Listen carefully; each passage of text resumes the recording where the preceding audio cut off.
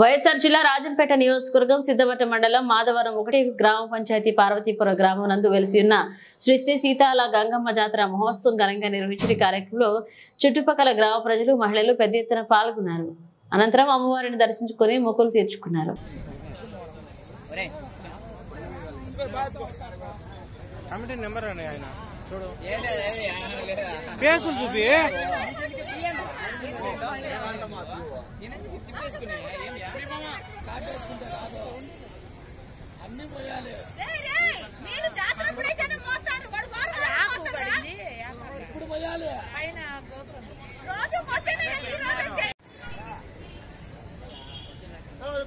ఇటు చూడరా, ఇంకటి చూడ,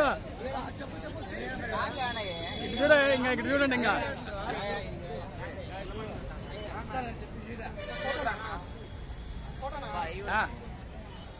ఇప్పుడు దిమ్ము లేగండి.